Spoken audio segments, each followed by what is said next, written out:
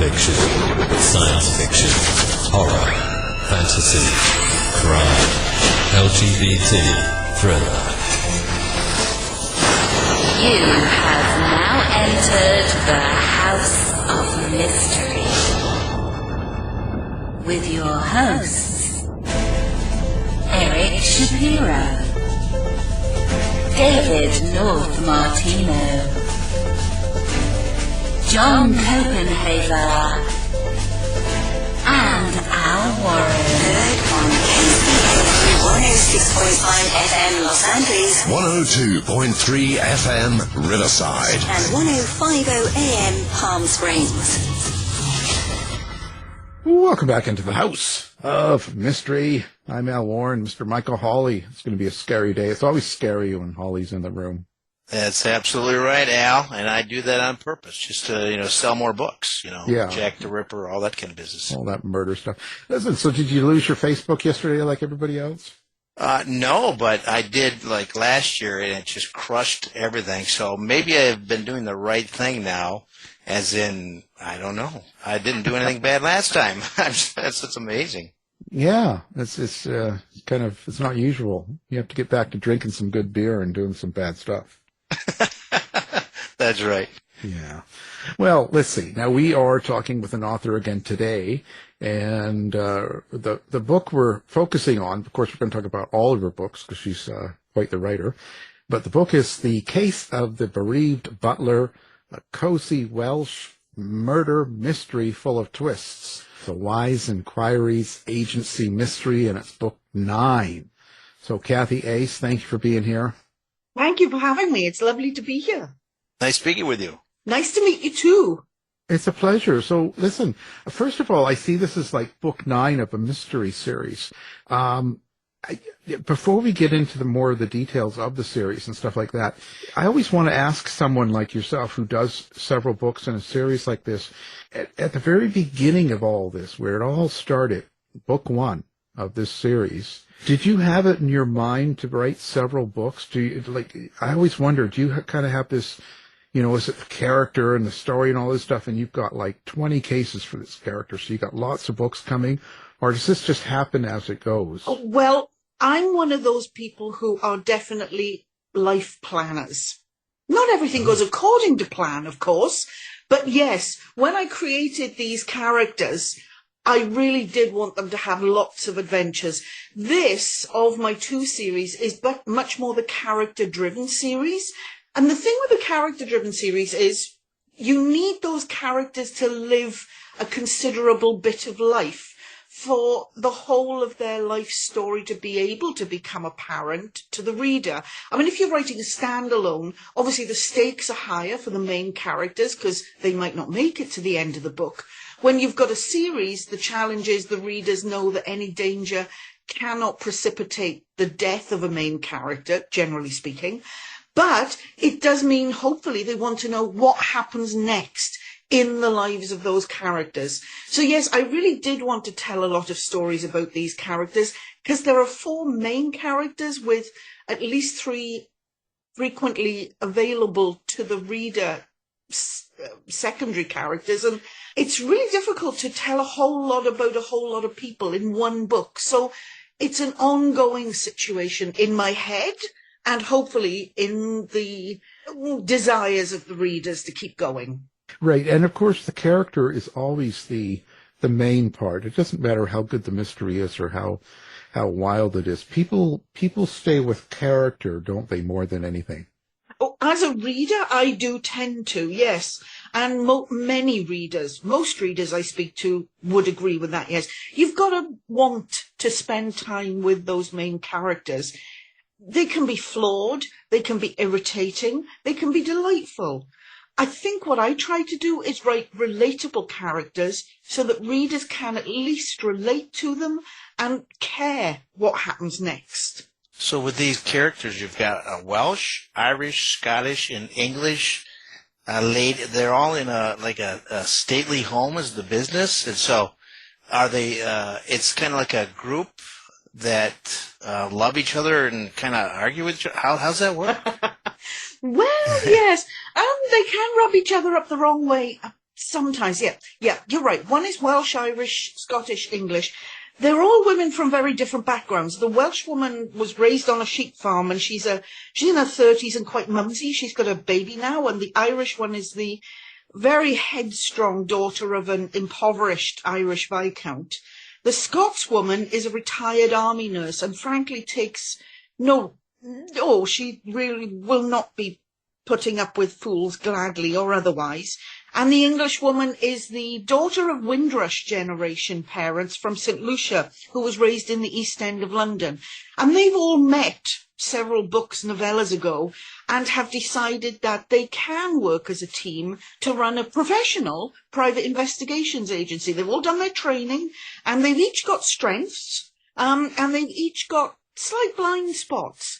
So they work together now. They rent a converted barn on the estate of the Chellingworth estate. The Duke and Duchess of Chellingworth live there, as does the dowager, Althea.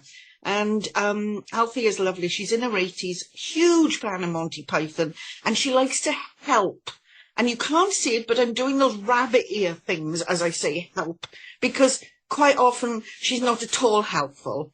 And they are very cosy mysteries. They're delightful Welsh village romps.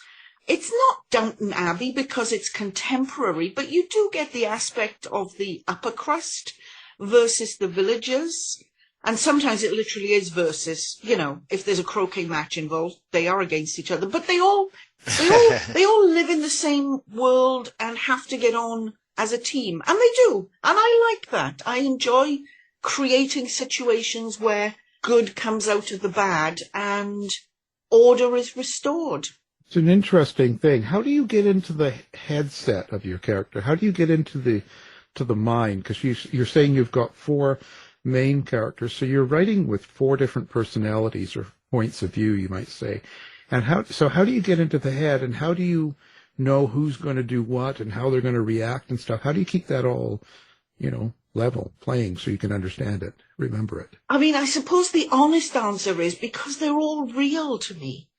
In my head, they are real people, and I can see them and I can hear them, and I am a planner, a plotter when it comes to laying out a book.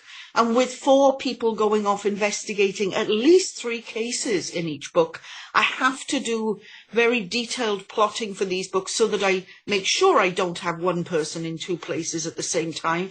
And I make sure that another person is there to help a colleague when they need supporting. And my deep, dark, dirty secret is all of these people are based upon real people that I know in my life. They might be a mashup of 2 people, or even 3, but they are all known to me in real life. And I can think, oh yes, so-and-so wouldn't say that or wouldn't do that. Now, after 9 books, the characters have kind of taken over from what were those real life people in the first place. So yeah, I make sure that I'm with my friends and they are speaking with their voices as they tell their stories, which is not to say I let them do anything they like, because, as I say, I'm a planner, and I'll add to that a bit of a control freak. So plotting, planning, making sure that things happen when I need them, where I need them, with the person for whom that would be the most suitable or the most challenging situation. Right. So you're still in charge, but but you're not doing anything. You don't drive when they're talking to you, do you? I tend not to, although I must admit, I do find driving a great way for an idea to pop into my head. Like mowing the grass, weeding. I do a lot of my plotting, because all of my plotting's in my head. I plot in my head, and I don't write anything down until I've seen the movie in my head from the beginning to the end. Then when I've seen the movie, that's when I break it down into an outline, an overall outline. Then I break it down into chapter outlines. Then when I sit down to actually physically write the book, my job is to get the movie that was originally in my head onto the page without any of the words getting in the way of the storytelling. So it sounds like you do that without drinking wine or something, because that would really confuse you if you had a few too many wines. Yeah, no, it tends to be black coffee and Diet Coke. There you go. Get you up and going, but doesn't impair you. That's right. So you come up, these are kind of based on people you know, or personalities from people you know. Originally, yes. Originally, like there was some seed in something you saw in someone, some behavior, and you kind of absorbed that, and that's turned into a character. I wonder, so you're evil people in the book, so the bad person, the ones that cause the trouble and do the bad things or did the murder or whatever the case. Are they from the same sort of, from people as well that you've seen, maybe in a coffee shop, or maybe you know them, or you've worked with people and they kind of inspired the bad person, you might say?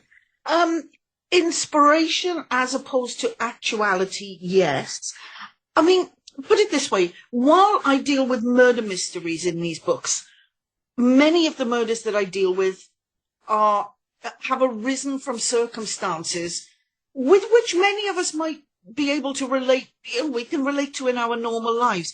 These are people who've taken that step which most human beings would not take. So of course there's something that sets them apart from the rest of humanity in that way. However, every real life murderer lives a life amongst other people, and generally speaking will go unrecognised for the fact that they are about to become a killer, or, in many instances, for many years after they've done the deed, still remain unrecognised as having been a killer.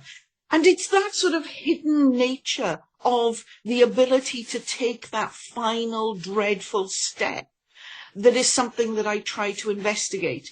The people that tend to end up being the baddies in my books are normal people finding themselves in abnormal circumstances who have chosen to take a, thank goodness, highly unusual step to solve what they see as a problem. And ultimately, they believe that they and their needs are much more important than anyone else's needs in the world, and believe the only way they can achieve their goals is by getting someone out of the way. Right.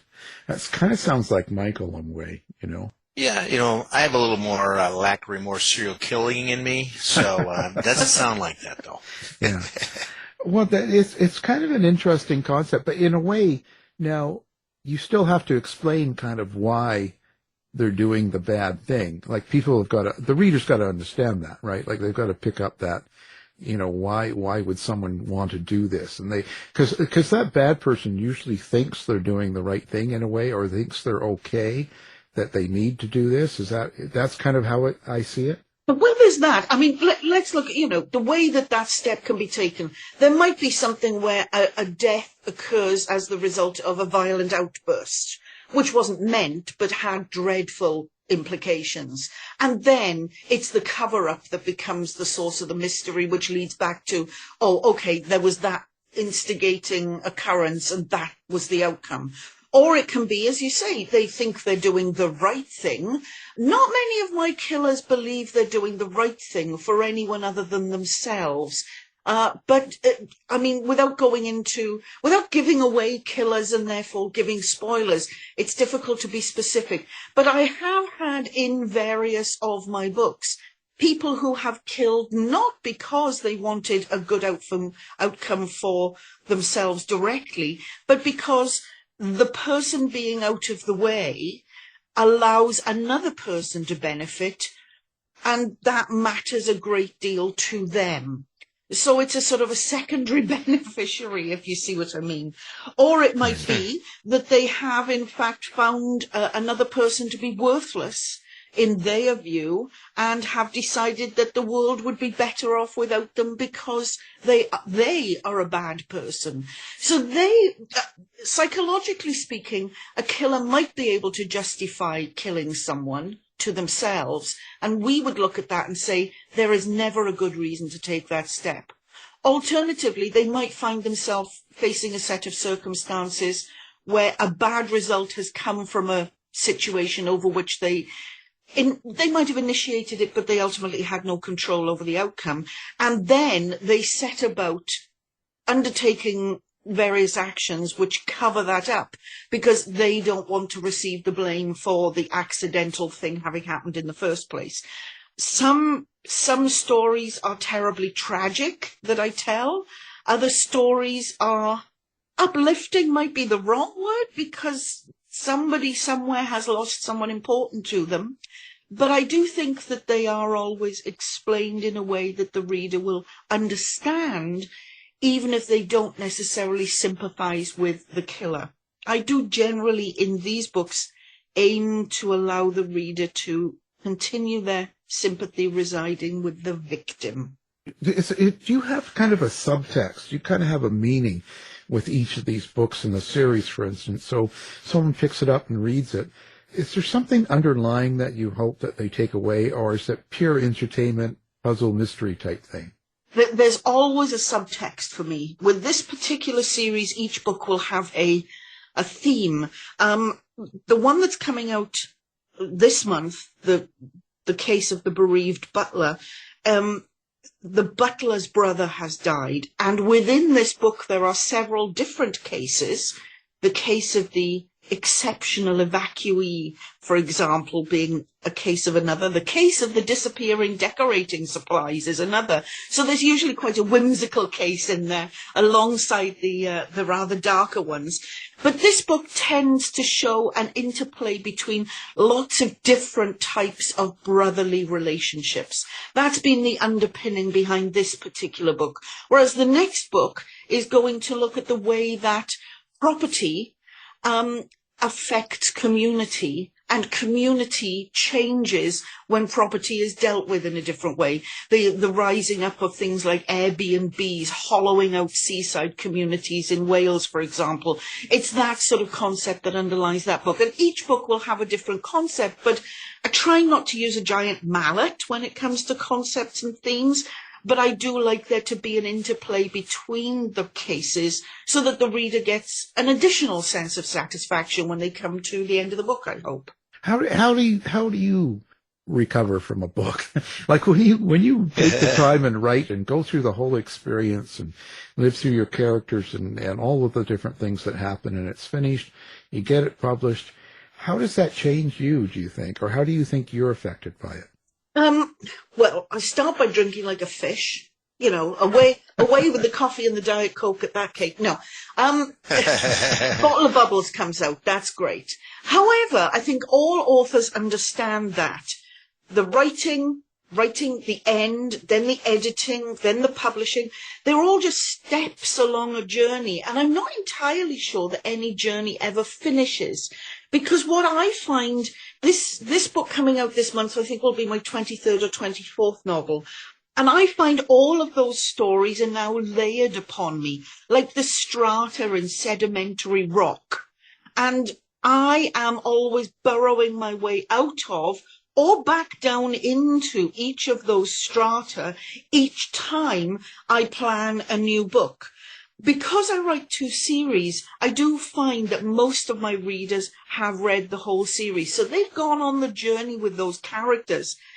You've got to do the thing of allowing a new reader jumping in at book 7 to generally gather what's going on and who everybody is and why they're doing what they're doing. But I grow as my characters grow, I believe, and I'm enjoying the life journeys that they are all taking. That's how it changes me, and my life affects the characters as well.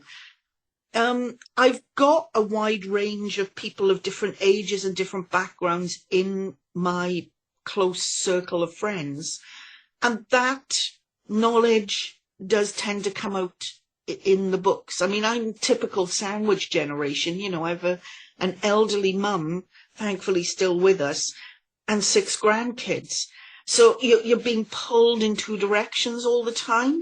And there you are as a family unit in the middle, having to make everything work by juggling soot, basically. And I'm not unusual in that. And I'm really not unusual in terms of my readers having a similar life experience. So all of that tends to get swooshed in there, in with all those layers of sedimentary rock. Right. and your 4 protagonists. And they all have their own sedimentary layers as well, yes.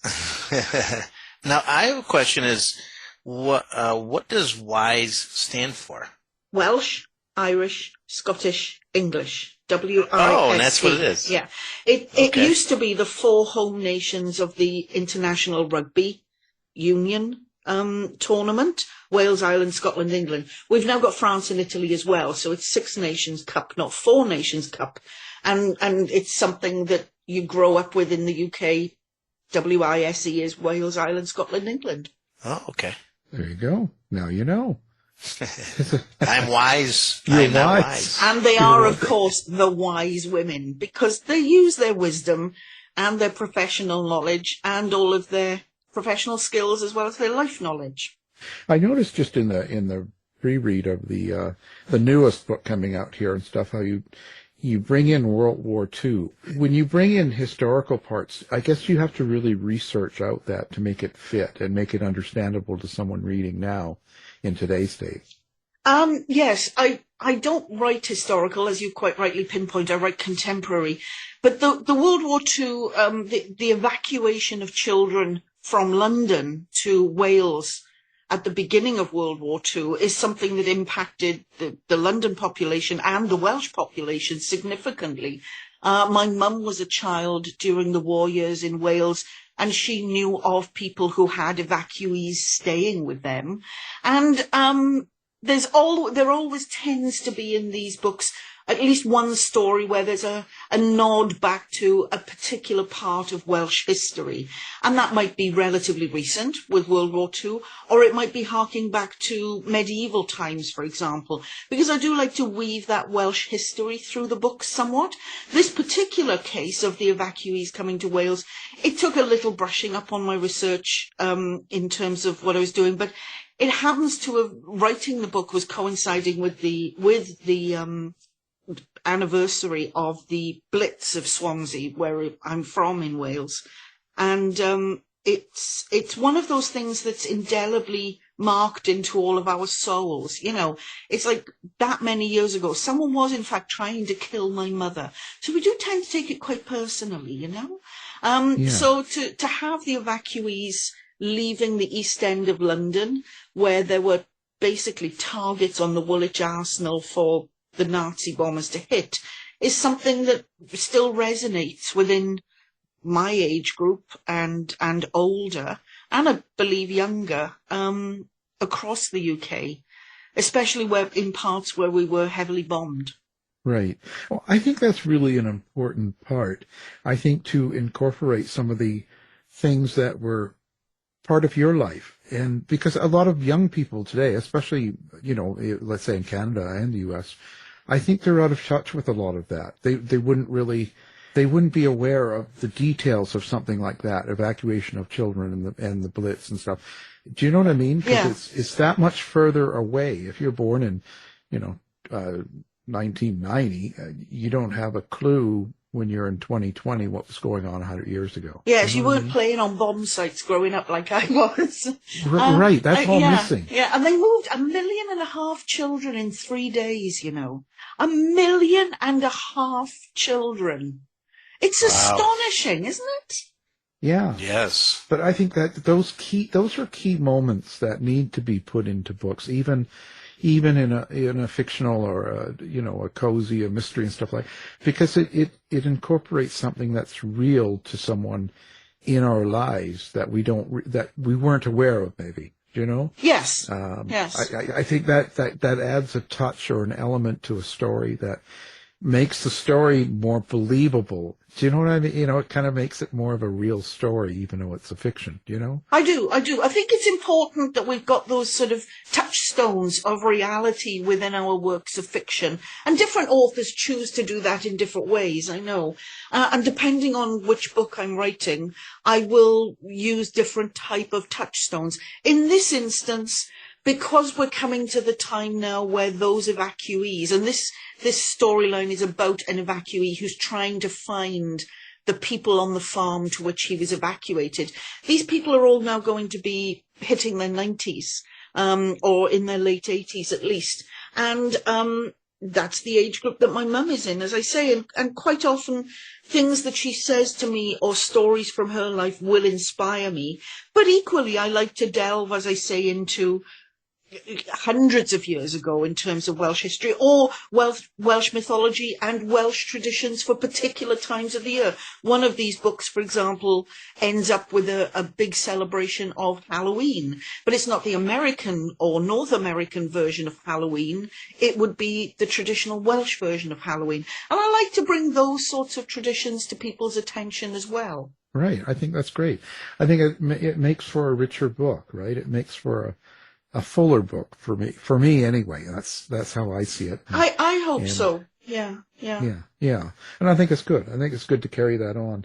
What is kind of your, how do you say, your standard, your way of writing, in the sense of, do you have a process? Do you like sit down 9 to 5, Monday to Friday and go, I'm going to write? Can you just turn it on, or do you have to be in a certain mood and run in and just sort of write it that way? Well, 20 years working in marketing and advertising taught me you can't wait for the muse to arrive. If you've got a client with a deadline, you have to sit down and meet your deadline. So what I do, my process is, as I've mentioned, I don't write anything down until I've got to the end of the story. Then I'll do my outlining and all of my research. So that's a period of time that's a fairly elastic period of time, let's put it that way. When I sit to then write the book, I will then type, and I can't type properly. I was never taught to type properly. I had to do Latin instead of typing, which has proved useful, but not quite as useful as typing lessons would have done. So I then hammer away at the keyboard. I tend to, I'll be in the office in the morning doing like office work, promotion, publicity, emails, speaking to people on the phone. Then the afternoon session will be writing. Then I'll break and do things with my brain, like watching science fiction or murder mysteries on television. Then I do a night shift from about 10 till about 2, because I'm a good nighttime writer. So I will be hammering at the keyboard for about 8 to 10 hours a day, 7 days a week, until that book is finished. After that, I might not write a book for a month or so, but I will be working at it every day, constantly, really hard, wearing out my fingers, my back and my brain until it's done. And then it's done. That's the first draft. And then you start the job of rewriting and polishing and so on. So, do you have any beta readers help you out, or? At that stage, well, I use, my editor will do my structural edit. I'll do the first draft and one pass through it for ridiculous mistakes that I've made. It'll then go to her and she'll do a structural edit at that early stage so that she and I have an opportunity to catch any real flaws in what I have hoped will be seamless plotting. Once that's happened, then I'll start the rewrites. It will then be read by 2 or 3 hand-picked people when it's at 3, going back to my editor stage. Then she'll work on it. Then it'll come back to me. Then it goes for proofing. Then it comes back to me. Then it goes back for proofing again. So it's a fairly convoluted process. And that can and does happen sometimes when I'm already working on the next novel, depending on how my life and my year pans out. This year I've had to be doing that on one book while I'm working on another. And then there'll be a third book later in the year. So how I do it, I'm doing the hammering, then I get hammered. See how that works? Yes, I do. Very good. Very good. Yeah. Yeah, can't win. Well, so you tend to write, but in you would call it more of a cozy, traditional detective. You don't get into graphics. There's not a lot of violence or any of that in the books in general, right? This particular series is true cozy. It's not the North American style of cozy. It's the British style of cozy. So I think many North Americans might call that traditional, as opposed to cozy. So there are no cats solving mysteries in cheese shops, because that's a very North American style of a cozy. These are British village mysteries, much more your Miss Marple in that respect. but there's no graphic violence on the page. There's no strong language. There's no sex on the page, although people do have children. So somebody somewhere is getting up to some. Yeah, something happens. Just somewhere. not on the page. There. Yeah. Well, do you ever think about the reader in the sense of are they standing over your shoulder? Are they kind of while you're writing, when you're sitting down writing, not so much getting the idea, but when you're actually writing it out, do you think about what the reader is going to think as you're writing? Yes, and one particular reader in mind is my mum. My mum's always been one of my first readers. As she's coming up to 90, her ability to keep up is not as great as it once was. So she's now one of my first readers once the book is out. But I write what I do because I've grown up reading what I did. And much of that came from my mother's bookshelf. So it's the classic of Agatha Christie, Neo Marsh, Marjorie Allingham, Dorothy L. Sayers, those sorts of books are what I grew up reading, as well as Ellery Queen. And my dad had had all the Bond books and would have Alistair MacLean. So I read those as well. And whilst I do still have most of those books here, my reading is actually quite dark, whereas my writing is quite light. So you actually go out and kill the people and then write light them. Yes, you take it out on people. I do like some particularly dark writers, and I do find myself laughing at totally inappropriate situations. Yeah. But that isn't me. That's not my milieu. It's not what I find I'm drawn to writing. Although that said, in this particular book, there is one particular character, Alexander Bright. He's a bad boy. Used to be a transporter in Brixton, South London, about 30, 40 years ago. Dragged himself up by the bootstraps from the Sink Estates. He's not black enough for the black gangs to accept him, and certainly not white enough for the white gangs to accept him. So he's always been a loner.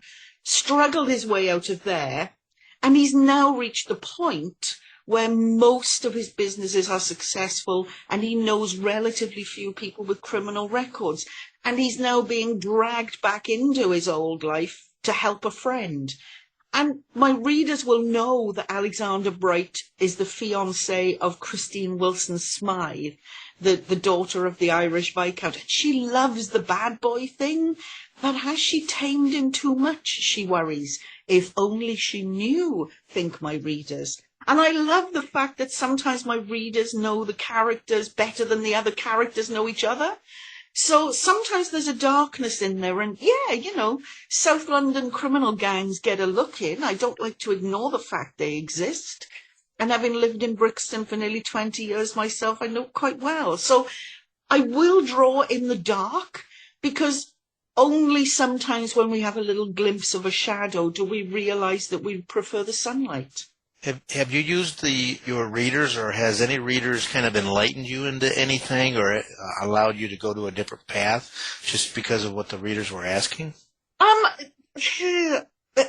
Not particularly, in all honesty.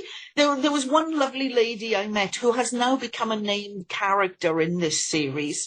And she came up with a wonderful backstory for her character, which I politely declined. I hope it was polite. I wanted that character to go in a particular direction. And it's funny, I've just sent her an email a couple of days ago, actually, because the character that is named for her has had a mother for a few books, but the next book she's going to be named. And I just wanted to run past the name I was proposing for the character that's named for her mother, in case it was hurtful or had bad personal reactions for her.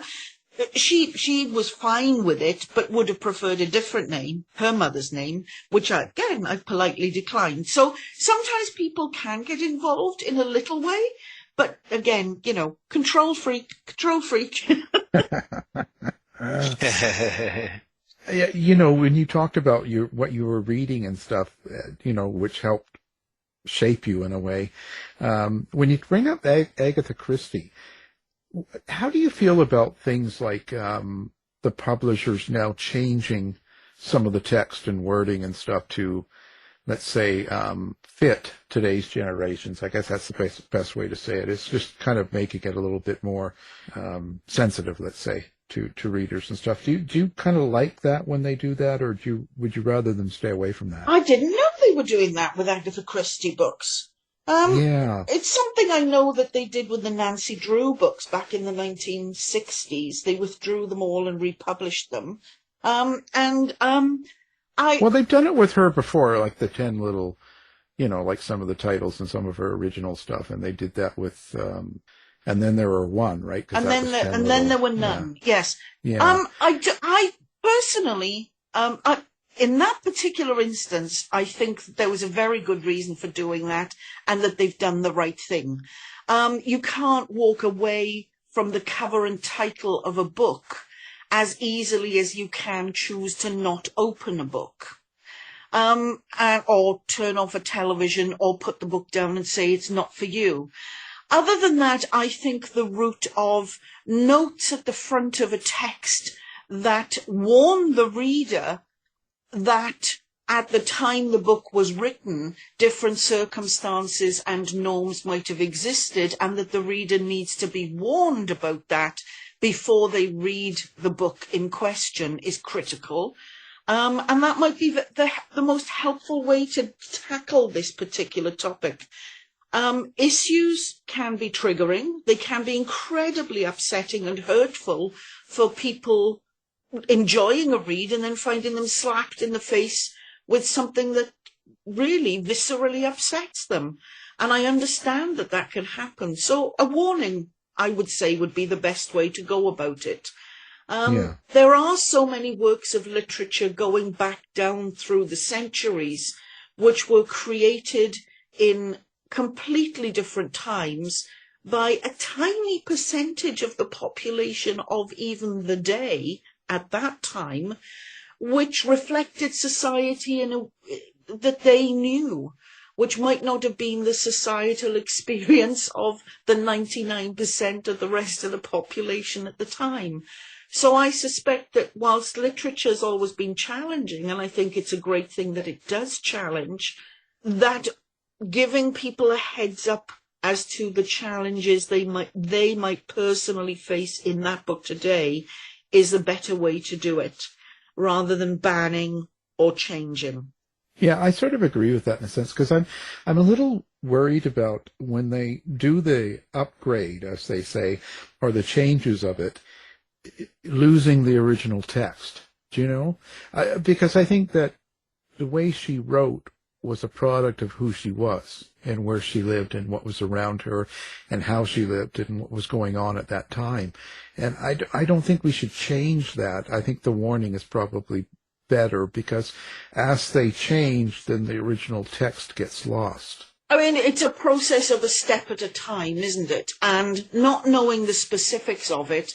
I mean, if I look back at things I've written 12, 13, 15 years ago, I might choose now to couch things in different ways. And I would like the opportunity to do that. She's dead and doesn't have the right to say that. However, she does have living relatives who are very much representing her estate and her legacy. So ultimately, they are the curators of her legacy. And if they believe that that legacy is endangered because of the use of words which had a different received meaning when they were written than they would be perceived to have these days, I think they've got the right to do that. Certainly interesting times we live in. Well, times are always interesting. It all depends on where you're standing and looking at them, doesn't it? Yeah, I guess your point of view of how long you've lived and kind of what you've been through kind of certainly gives a different sort of perspective than a really young person now. So, yeah, I don't know. I always question things like that, but I'm not sure what the answers are. I guess I'll never be old or wise enough. Well, wise enough's the question. I'm not sure. Yeah, sometimes I'm not sure age has got a lot to do with it. Sometimes the older we get and the more we've lived, the more reactionary we can become, and the more we become stuck in our ways. So maybe looking forward is the way to go with these things rather than looking back, because there have been an awful lot of people who have been hurt tremendously by the 1% who get published, having their worldview produced as the worldview. And maybe we don't really understand that we're so privileged to be published authors that sometimes we don't realize that we are speaking of our privilege when most voices, many voices, have never even had a chance to be heard. Exactly. I think that's a lot of it too, right? Wow. So how long does it take you to go to put one of these books out? How long is it taking you to write an actual book in the mystery series from beginning to end? Well, that's the thing. Like I say, the whole planning bit is really quite elastic. So for me, the writing process is a whole process from the beginning idea through until the book is published. Could be anything from, I'm thinking about the one that I will be writing in July already, and I've been thinking about it for a couple of months. I'll then get into the heated part of the plotting, and the writing, the physical typing of the first draft will probably take me 2 to 3 weeks of working 7 days a week. That's really due to the speed of my typing as opposed to anything else, because all the plotting, all the research, all of that's been done before, and then I'm working from my chapter by chapter outlines, so I know exactly who is where. I've done all of the name invention, all of the backstories for all the characters. I know my poisons or my weapons or my locations, whatever it is, all of that's done, and then I'm just writing that movie, typing as fast as I can. And when I type the end, I know that's actually the beginning, because then the first thing you have to do is go back and put it all right. So the whole process, I can at most write 3 books a year. That I know for me is my absolute limit. So if you were to say on average, that would be a 4-month project per book, I guess that would be a fair average to say. Well, and you got to take into account the times when you go out and poison people to see how it works. Exactly. Yes. Right. Yes. And dig the hole. Your research. And dig the hole for the body afterwards. Yeah. Yeah, all that stuff's got to be realistic. So you got to get out there and do it. And well, what do you find that your favorite thing is in the writing process and the whole, beginning to end and everything you've been through and stuff? What do you cherish the most about writing? Oh gosh, each part has pros and cons. I love plotting and planning because that means I'm also living my life. So I'm off somewhere lovely and sunny, sitting on a cruise ship, or I'm weeding in the garden, or I'm visiting Wales, or whatever I'm doing. Usually I'm plotting while I'm doing other things. So that is a particular delight. I enjoy then writing that down and breaking that up because I do have a process-driven mind. I've got a very linear thought process. So I like getting things into lists and portions and headings and subheadings. I find that incredibly satisfying. Then the physical writing of the first draft is, I look at it this way, right? 3-day eventing with horses. For me, writing a first draft is like the steeplechase. You're just a horse being a horse. You're just a writer being a writer. You're a storyteller telling your story for the first time from beginning to end. And I love it. Then you have to do the editing bits. And that's like the show jumping, where there are rules that you have to follow and you have to make sure that the turns are nicely done. And then you come to the blessed final polishing and copy editing, which is like the dressage, which I find completely unnatural, but it's critically important to allowing the reader to have the best experience they can have of the book. So all of those elements are all horse. All of those elements are all writer, but they're different aspects of being that person. And then you come to the setup and the publishing and the promotion and the publicity and the cover design. I love it all, but for very different reasons. Well, what was it that gave you the, let's say, the push? Was there a certain thing that happened in your life that gave you that extra zing to actually decide to publish, to actually let other people read what you write? There was. It all started in an airport. My sister was late coming back from a vacation. I was there to pick her up, and I picked up a magazine, which I never do. I never spend money on magazines. And there was a competition in there called Murder and Be Published. Now, this is back in the 80s. So what happened was I wrote a short story. It won. It was published. Woohoo! And the brief for the short story was it just had to have a main character that was a female. Very blurry, so I used that. Anyway, that short story ended up then going on to the British GCSE English language syllabus. For all 16-year-olds in another anthology. And it then ended up going on to BBC Radio 4 as an afternoon reading. And all of that was wonderful. And my parents in Wales almost exploded with pride. And I, at that point, was very happy with things. I'd written about 9 textbooks on marketing before that. But unfortunately, my dad died, and I realised that apparently there's this thing called mortality. So if I was ever going to write fiction, I should actually do something about it. So I wrote another 11 short stories to go with the first one I'd written and self-published those. Then I thought, I quite like that. I'll try a longer form. I wrote 4 novellas, self-published those. And then I did exactly what everybody tells you not to do. I had a copy of each of those volumes, and I wrapped them in a ribbon, and I made a ransom note, cutting letters out of a newspaper, and I sent the parcel to a publisher in Canada, begging them to release the characters.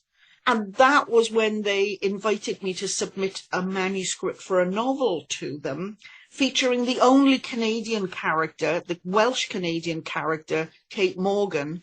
They were a Canadian publisher. They picked up on the fact that she was a Welsh woman living in Canada.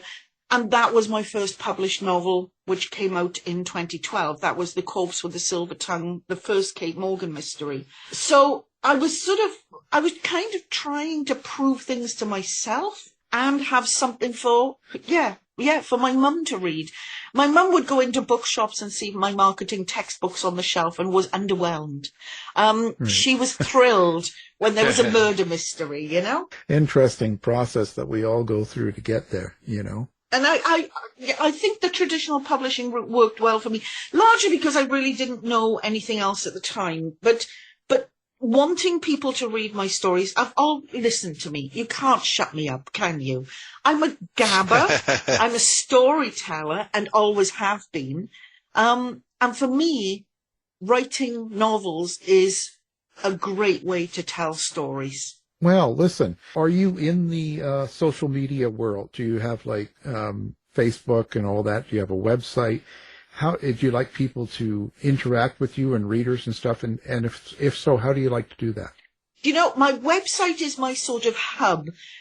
Readers can find out about all of my works there, a little bit about me as well, and they can sign up for a newsletter. Now, I don't do newsletters very often, but what I always do is make sure that my newsletter recipients always see my covers first, and they'll always get the first few chapters of the book first before it's published. So they're always sort of ahead of the game, and if there are any deals out there, I'll let them know that. I am on Facebook, I am on X or Twitter, and I am on Instagram, and people can stalk me quite happily. I try to do a little bit of a balance between writing stuff and personal stuff. The personal stuff tends to come up more when I'm not in the throes of promoting a book, because we all know we then have to tip the balance there towards speaking about the book. But I do try to get personal, particularly in the newsletters. There'll be little aspects of my personal life in there. And if people follow me on Facebook, they can follow me as I travel the world, because I tend to spend 3 or 4 months a year on a ship. So they can follow me around the world as I go on my sailings. Nice. There you go. Take Mike with you on the next trip. He's desperate. Yay! Yeah, the suitcase is full of friends already, I'm afraid. Yeah, that's right. Well, listen, so what is your website so we can give it out? It's cathyace.com. Wow. How My original. name, CathyAce. And yes, in case anybody's interested, Ace really is my birth name. It's not an assumed pen name. That is my birth name. And in Swansea, there are a lot of Aces, believe it or not. If you look in the phone book, should they still exist, umpteen Aces all over the place. We get about. Well, that's good. We'll have that up on our website too, so people can get it, and find you and send you all those letters. Oh, thanks. I really hope they do. I love hearing from readers. And I do work hard to put myself out there and speak well about my work, but it's also nice to connect with people on that human level, Right, yeah, because not everybody can get out and see you, Exactly, exactly. Well, we appreciate you being here and talking about writing and your latest book, of course, The Case of the Bereaved Butler. It's a cozy Welsh murder mystery full of twists, and it's part of the WISE Enquiries Agency Mysteries, and it's book 9. So, Cathy, Ace, thank you for being here. Oh, thanks ever so much for having me along. It's been lovely to chat. Oh, I loved it. It was great. You've been listening to the House of Mystery radio show. To find out more about our guests, hosts, or shows, go to www.houseofmystery.com. Show's over for now. Was it as good for you as it was for me? Well, good night. This has been a production of Something Weird Media. I'll be back.